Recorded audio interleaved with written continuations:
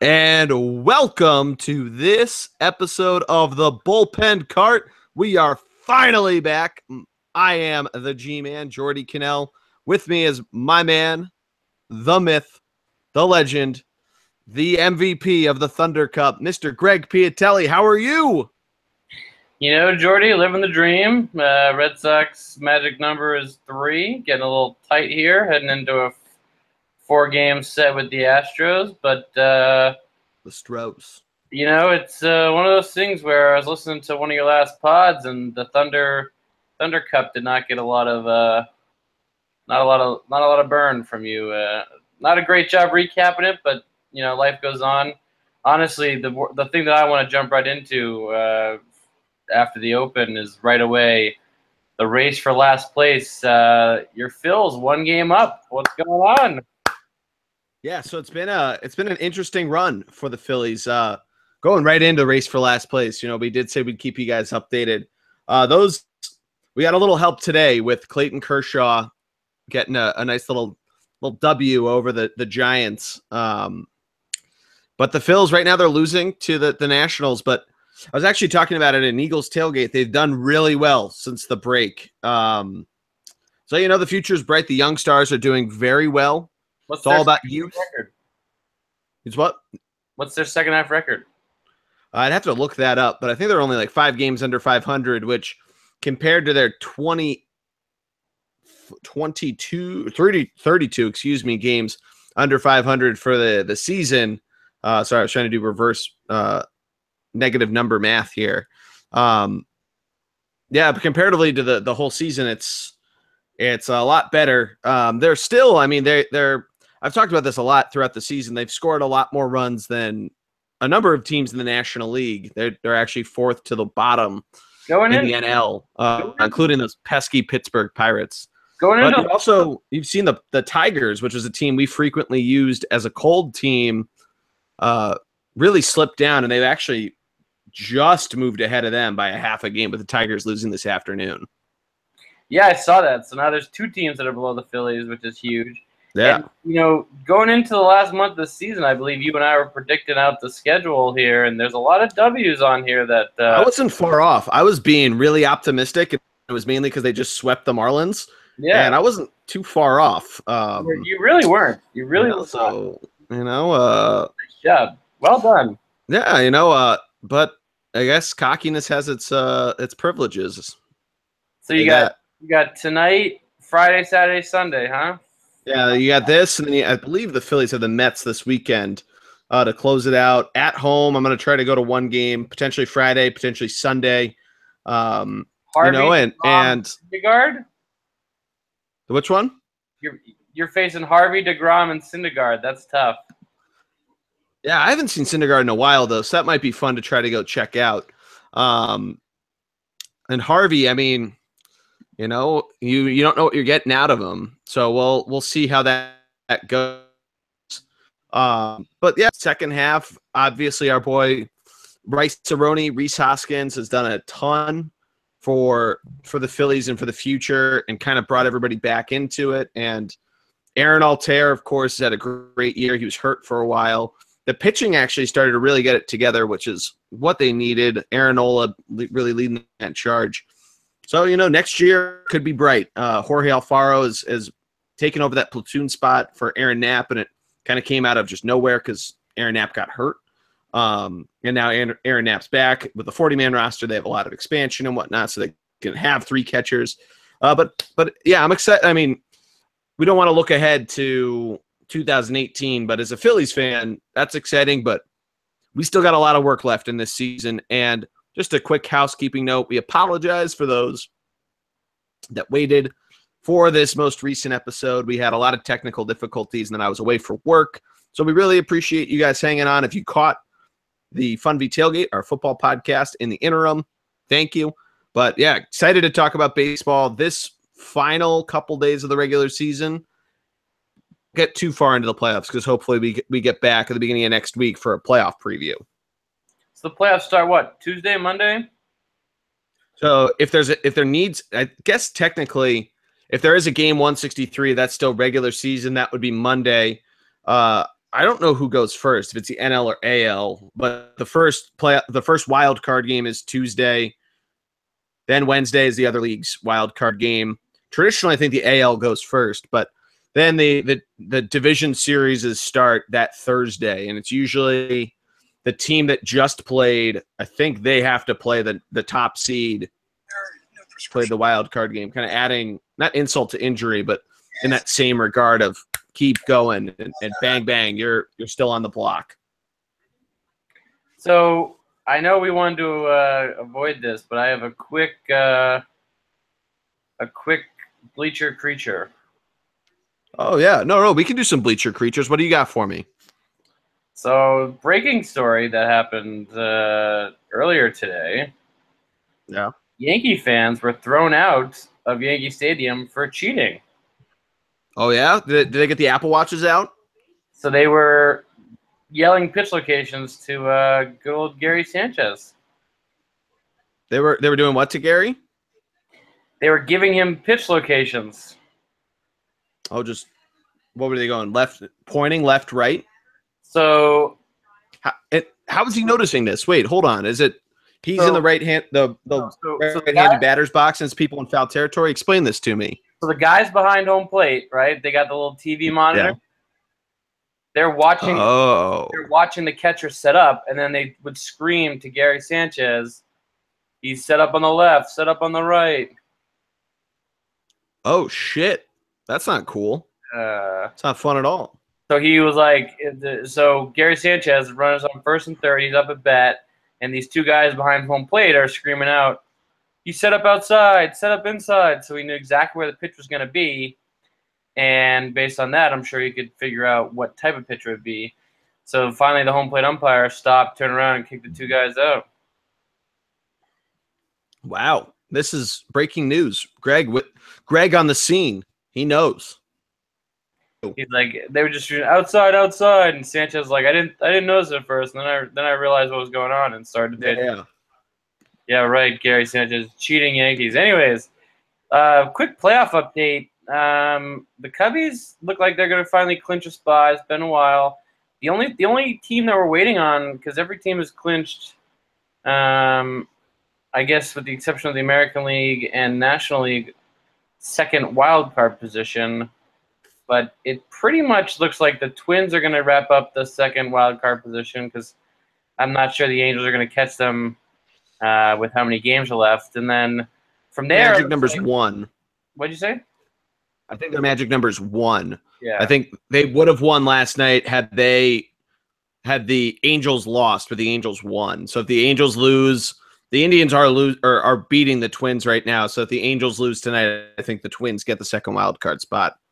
And then from there, it looks like the Rockies, which would put an unprecedented 3 teams from the NL West into the National League playoffs. So what do you think about that? That's like the AL East last year. Yeah, I think it's pretty nuts, to be honest. I mean, kind of going all the way back to the previews that we did 6 months ago, we really thought there was going to be that traditional Cubs-Cardinals the Cardinals, that NL Central didn't really underperform as a whole, with the exception of the Milwaukee Brewers. They completely overperformed, but none of them really were as good as we thought they could be. But kind of getting to the point, we thought the Giants would be the clear second team. They'd probably take a wild card spot, maybe the Mets, and throw around who might ultimately, take those 3. Mets, of course, had all the different injuries. The Giants had a couple injuries and just never really got it together throughout the season. But the Diamondbacks, I mean, their offense is great. Their pitching has been fantastic, which is something that it looked like they were missing last year, and it really clicked. And the Rockies, I mean, a ton of runs. I mean, to put this into perspective, we talk a lot about, or you've heard me throughout this season talk about the Phillies' run differential and especially the pitching being terrible. The Phillies have only let up, as of games that have finished tonight at 9:00 on Wednesday, the Phillies have let up 23 more runs than the Rockies, and the Rockies have they play at a very, very hitter-friendly park, hence their 809 National League leading runs scored. That's more than the Dodgers.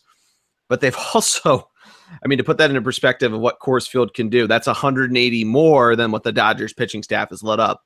Granted, that's the Dodgers. We're not, that's apples to rotten apples to good apples, basically, in terms of playoff teams.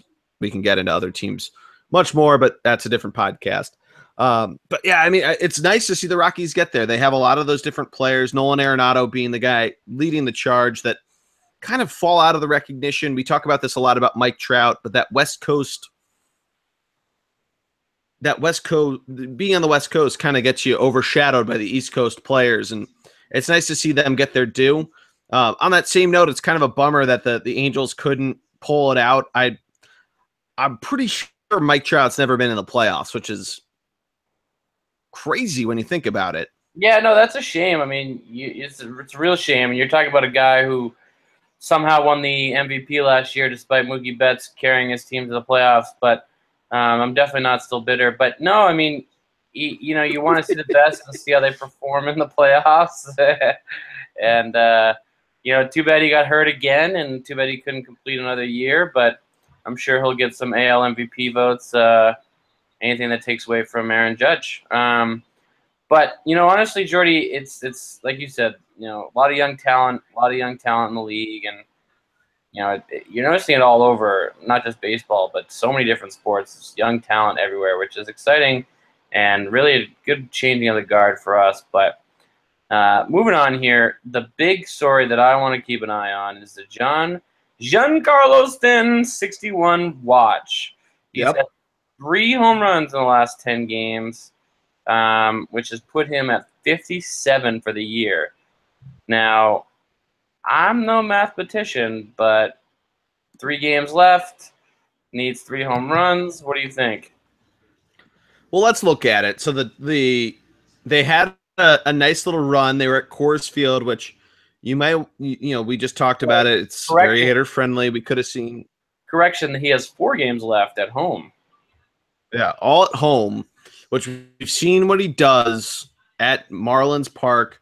Now, this is against the Braves. We talked about this a little bit about a month ago when we kind of ran through quickly the rest of their schedule and could he realistically do it.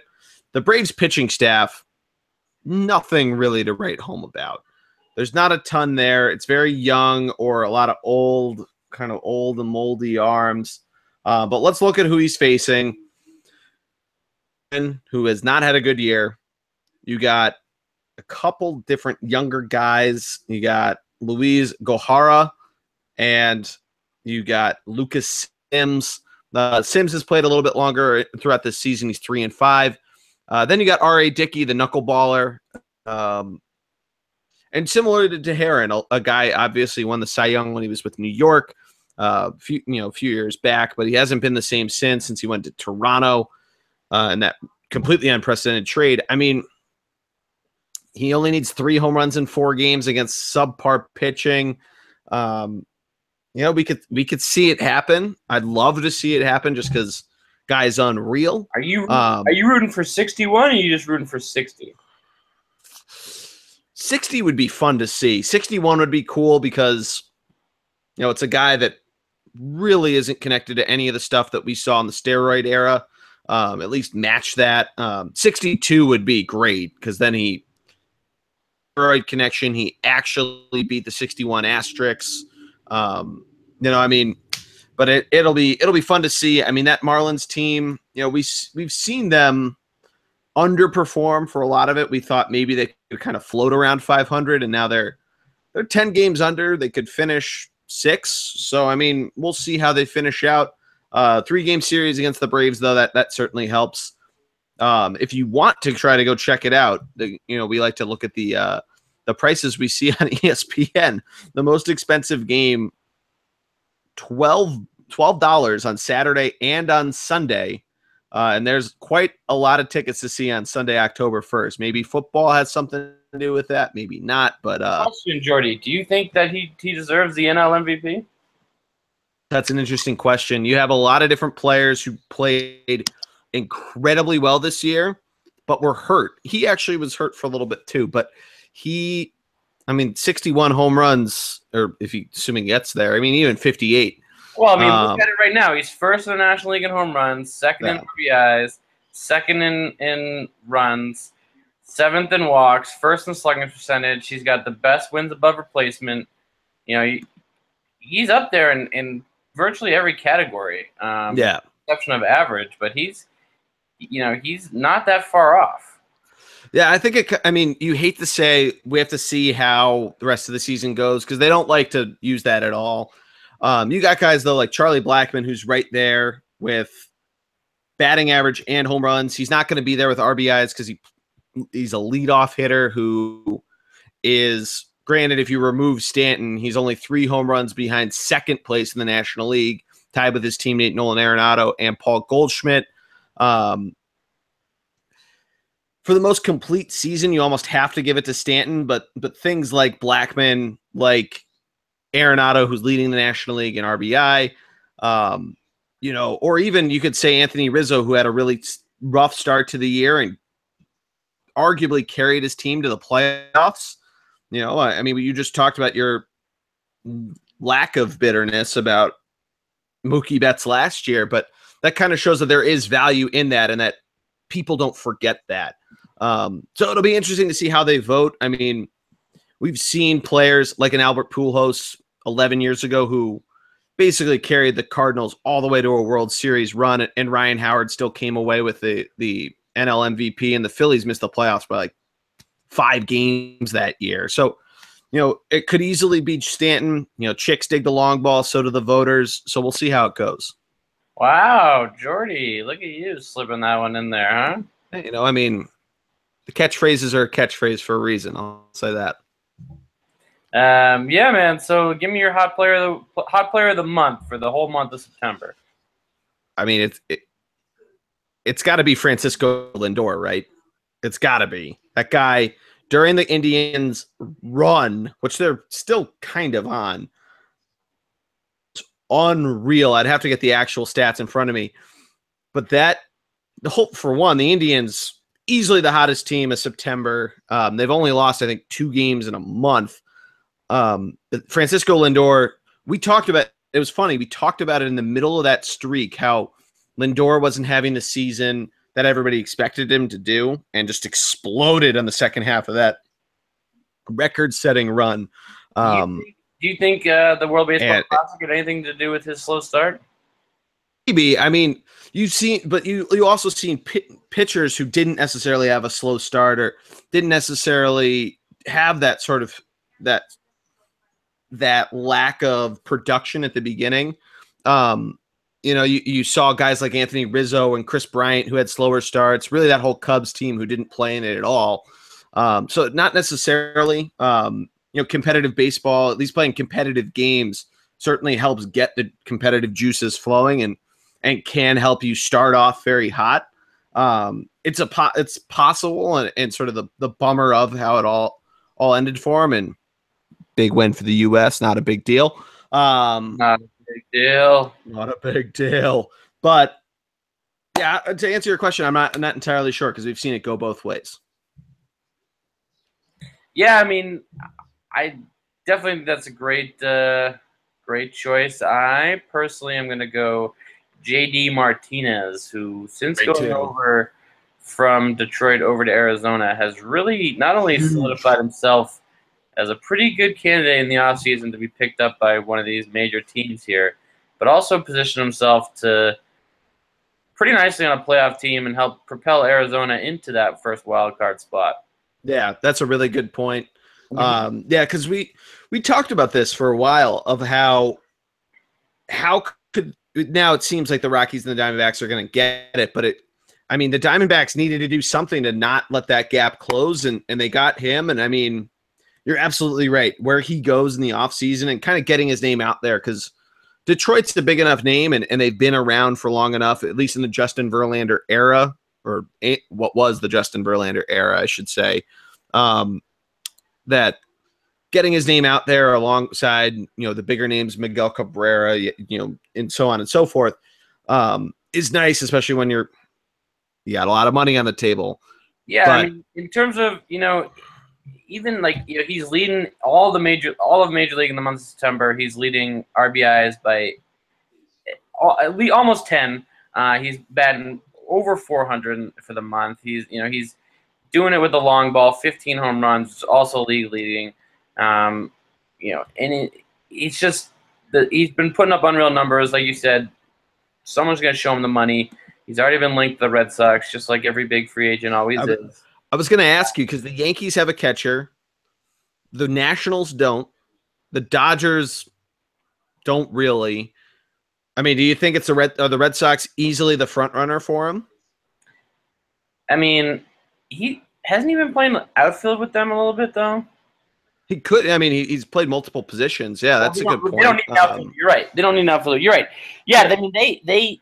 You're right. They are, as of right now, the most logical choice where he'd end up, just because of the catcher and the money and things like that. But it's one of those things where when are the Red Sox going to learn their lesson? They need power. They need a big bat, but are they going to go out and do that? We thought they were going to do that this offseason. What they do, they go out and get Mitch Moreland and Chris Sale, and did not feel the power, and still the only team in the Major League without a grand slam. So, I mean, Chris Sale isn't a bad trade-off for that price, though. I would think so until he single-handedly lost the Cy Young, and he had it all but locked up, and then decided to have a terrible, terrible, terrible second half. So we'll see how it goes in the playoffs, and that's obviously for next week's pod. But just a couple awards I wanted to mention between JD Martinez and Giancarlo Stanton. That's for me, sort of wrapping up the month of September.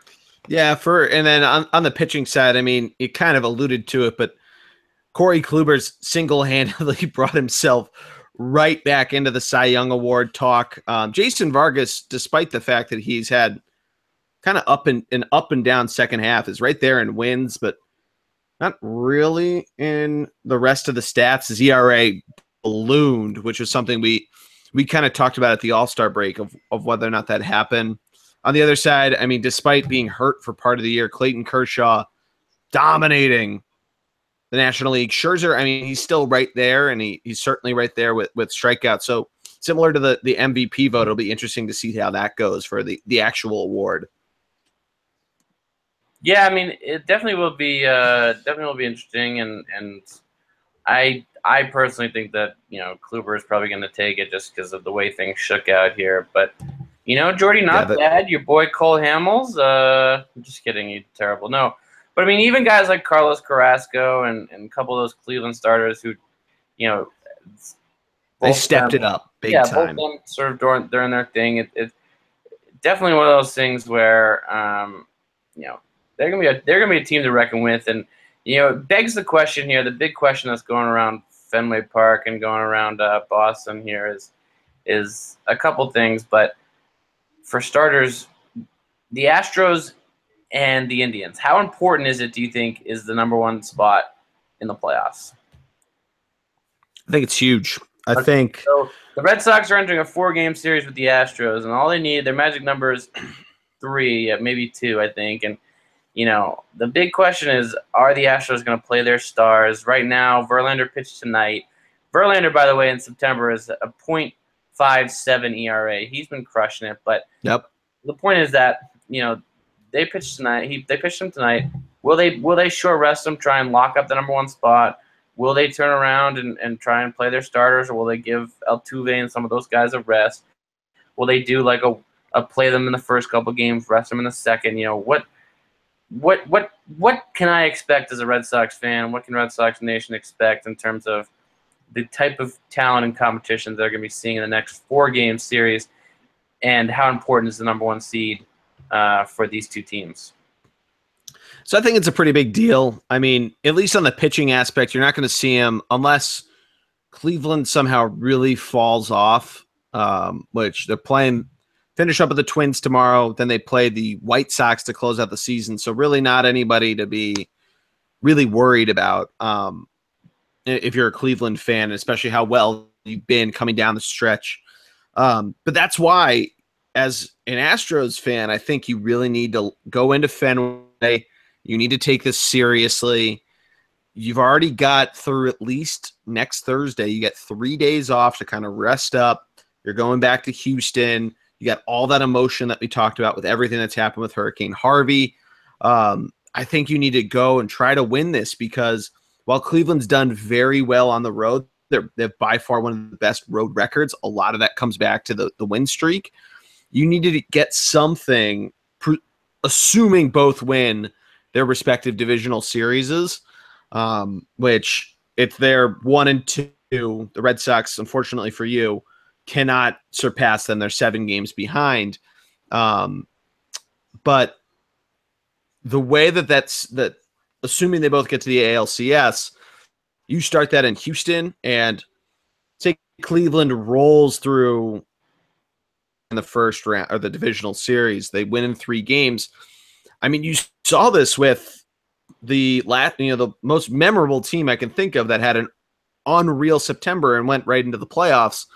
And that was the Colorado Rockies, who didn't lose a game. They think they lost 1 game after September 5th. And then they had a week off and came to Boston because of all of it. They think they still would have, even if the All-Star game hadn't, but they were cold. They also got swept, but they ended up getting swept. That's my point, though, is that they had a week off. The Red Sox then got all the momentum then. So, I mean, if you can find some way to try to having them have to come to your place game 1, you can strategically set up your rotation with 3 days off to make sure that even if it takes you 4 games to get through, you get your guy, make your number 1 starter because you've just touched on it. You have a lot of different options that you could tweak it that way. You got to throw them off somehow, and you need that at home in game 1 of the ALCS. Yeah, but what's the cost? What's the cost? Is it worth going balls to walls? What would be really disappointing? True. Give a week off, and you're fine in the ALDS. You know what would be really disappointing, especially because the way the Yankees are playing right now, they're so red hot. You'd almost want to see the Red Sox. You'd almost, if I was the Astros or if I was the Indians, I'd almost want to see the Red Sox in the first round just because they're the team that's coming in not as hot as the Yankees. I mean, the Yankees have been red hot to end the season, and it's one of those things where, yeah, the Red Sox have been doing all right, but they also have some injuries. Mookie Betts, is out now, and they got Nunez, who's been out and just started running this week. So, reality is, like, if I'm choosing between the Yankees, the Twins, and the Red Sox in terms of the 3 teams potentially to play in the first round, I'm choosing the Red Sox every time. I'd much rather face them. The Yankees got all their veterans back in terms of their injuries at the right time. True. The Twins are that young, dumb team that, who knows, they're too stupid to know the difference. They're too stupid to be afraid of big moment, of big playoff moments. So it's one of those things where between the 3 teams, I'd much rather face the Red Sox. But, just sort of something to think about, just a thought to keep in mind. And, yeah, definitely something to mull on for the weekend. And once we get into the playoff preview. Yeah, and the bigger question is how much of a letdown would it be if for Cleveland, having gone on such a streak they went on in September and still despite that be only a half a game up for first place in the American League. Well, so there's 2 things that you have that you have to remember if you're a Cleveland fan. One is that the Astros had such an astronomically high lead in that American League for so long before this streak started that it's awesome that you're now ahead of them. You caught them. Granted, the Astros stunk for a little bit, but you caught them. You're now ahead. Really, the ball's in your court. If you win tonight, you are now a full game ahead going into the weekend. You both have 4 games. You're playing, you're playing a team that's a wild card team, but tomorrow or presumably a wild card team. And then you're playing the White Sox, a team that really is just trying to get reps for their young guys. So you got a lot of different options there. You probably are resting. I would say you're more likely to see Cleveland rest people than you would be Houston. Maybe you throw Kluber for 6 innings instead of 8. That's probably what you'll see most likely is you see him play 2/3 of a game, 3/4 of a game. By the way, I'm talking, the Phillies have now taken the lead. Yeah, we were gonna come back to the last Phillies look, but Yeah, live look, 6'5", Odubel Herrera, El Torito, getting a nice little double to take back the lead. But yeah, I mean, it'll be interesting to see how it all goes. This weekend should be a ton of fun. I mean, the National League too. You have basically it looks like the Cubs are basically about to wrap it up. They're up 5-1 on right now in the bottom of the eighth inning. And if the Brewers hang around, they could potentially make this weekend exciting. I mean, who knows? This weekend could show people a lot on the NL side of it as well. Yeah, no, I mean, you're certainly wrong. And what are the chances that the Twins get swept and the Angels come in and make the playoffs?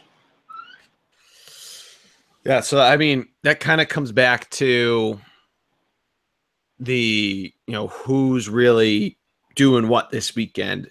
You see Minnesota really has a nice opportunity there to not get swept, I'll say. They're playing Detroit, a team that really, really fell apart once they traded away their big guns. Really Detroit's trying not to come in last place. They're trying to beat them Phillies. Yeah, I mean, maybe they're trusting the process though. Maybe they're trusting the Sellecks. Another bleacher creature, the Tom Sellecks, who got tossed out of that game on a bachelor party. That was a fun story. The other Cleveland fan thing I forgot to mention that you have to at least remember, you have Dwayne Wade now. You're okay. You're all right. It's going to be okay. But anyway, to answer your question about the Angels, they are playing the Seattle Mariners this weekend. Another team for last place. So, on your logic of the let's not play for last, the Tigers have a lot more to play for than the Mariners. But Mariners on paper, especially having not tossed away any players, at least on the offensive side, they at least have a better lineup throwing in. Right. So it'd be awesome to see. Like we said, Mike Trout, I don't think has made the playoffs. I don't think Pujols has made the playoffs once since joining the Angels. I'm trying to think if they did in 2014, if they had made the playoffs that year. When the I think it was 1 year they did. Yeah, I want to think it's 2014 when the A's had that huge lead and just fell apart. But I know that the Angels lost Garrett Richards that year. We'd have to look it up. But regardless, if it's one playoff appearance, they lost because the Royals beat the Orioles in the ALCS that year to then go lose to the Giants. So I mean, that's one series, a one and done. It'd be nice to see Mike Trout at least get an opportunity to put it all on his shoulders in a winner take all type game of the wild card. There's a lot to look. Tonight obviously is huge against a White Sox team that we just talked about that's not so good. White Sox are currently leading that one. But crazier things have happened. Yeah, I mean, it's one of those things where it's coming down to it, Jordy, and there's a lot of things to heat up. And honestly, the thing that I'm going to be most the thing I'm most looking out for is going to be the Giancarlo Stanton 61 race. As you and I have been talking about it since August. Really looking forward to seeing how that shapes out.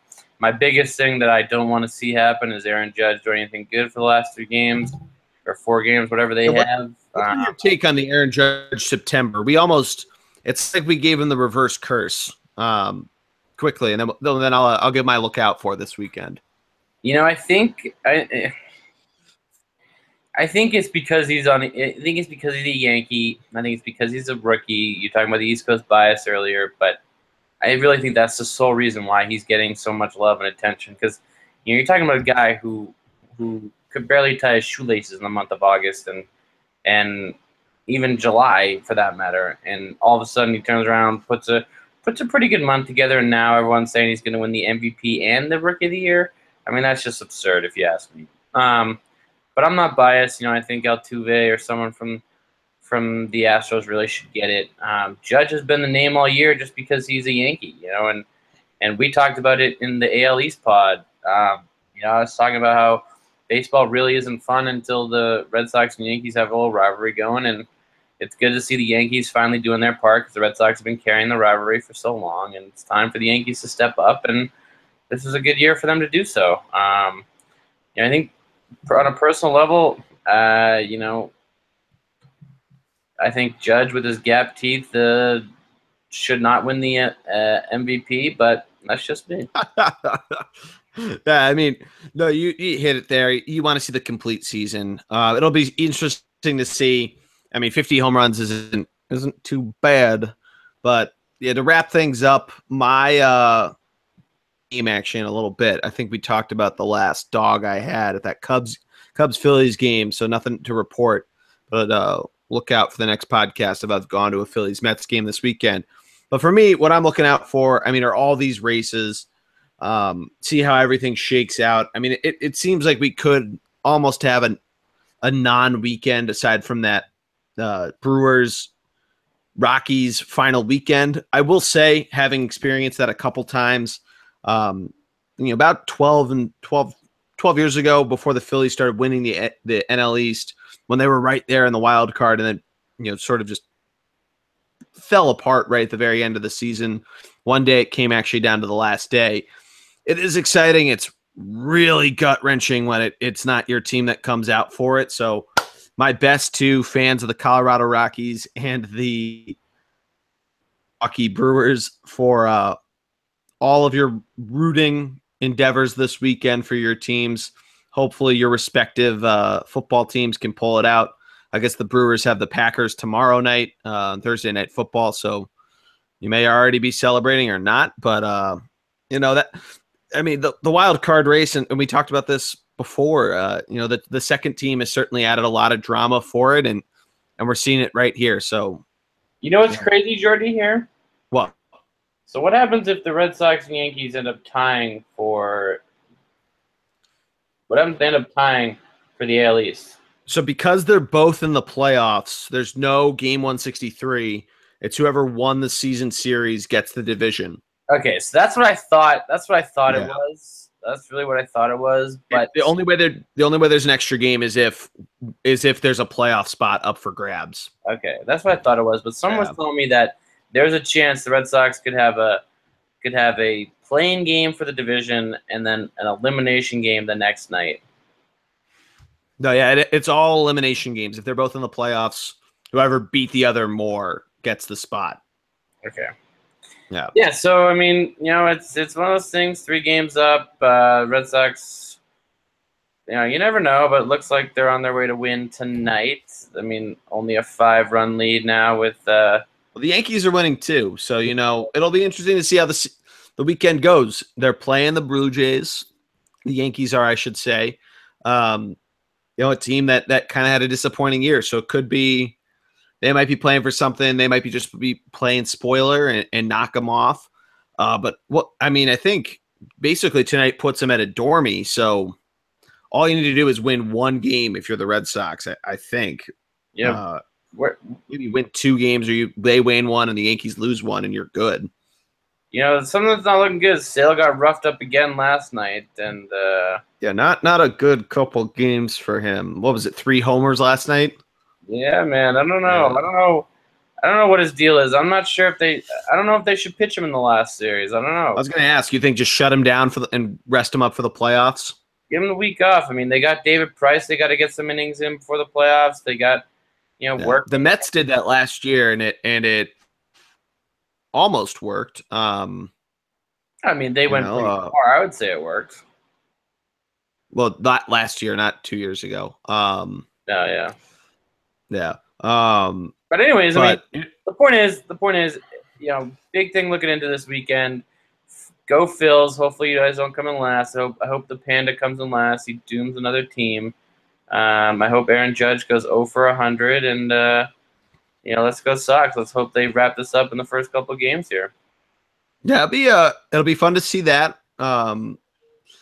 It'd be fun to see the Phillies not come in last, just to not have that. I mean, the number 1 pick next year wouldn't be all too bad, but not last place and kind of having that run. It goes right into a nice little run of young players on both the ice and the court in Philadelphia, as well as the Wentz wagon. So youth movement is fully alive in Philly. Wow. I was wondering how long it would take to get an Eagles shutout. I mean, I was at the Flyers preseason game last night, and their young guys look good. Wentzy, it's my boy. That kicker, gotta love a 61-yard field goal. Yeah, I mean that was pretty impressive, and he wasn't on your team, and he wasn't on the team in camp, right? He got cut from a different team. He got cut from the Bengals, and I believe Marvin Jones tried to throw some type of shade at him. But I mean, 61-yarder, Jake Elliott, you beautiful bastard. I'll take a win over the Giants, even though I didn't pick it right on against the spread. But a win's a win in the actual win column, the actual record book. Hey, listen, that's why you never bet on your teams, because you're disappointed when they win sometimes. All right, but that will do it for us. We're keeping it light because we only we don't have too much left to look at for the regular season, but we will be back for a full playoff tilt. Say, rumor has it Matty D might make his baseball return, but who knows? Who do you have for the Eliminator Challenge this week, Jordy? Who are you going with? For football, I got the Atlanta Falcons. Nice. This week, yeah. I think I'm going Cowboys over Rams. That's not a bad pick. Yeah, the Rams came out hot. They looked pretty good. I will say with the Eagles, they're in LA, I guess technically Carson, because that's where the Chargers play, in that MLS stadium. But that's almost like a trap game, like a college football trap game. 0-3. You want to come in thinking you got some stuff going for you in the right way. Nice emotional win over your rival at home. But you've now gone Kansas City to Philly to LA. Something's not sitting right with me there. I hear it. All right, dude. I'll let you go. Great job. Let's go, Phils. Let's go, Sox. And like, subscribe, download, share, tweet, retweet, Instaface, Snapbook. Like a true Belichick fan, you give us all the right social media, but I'll give them all all those plugs in the intro. Greg, thank you as always, my man. Hey, Jordy, it's a pleasure. Oh, yeah. Well, for my man, Greg Piatelli, this is Jordy Cannell, the G-Man, signing off for the Bullpen Cart. We will see you guys next week. Enjoy the weekend.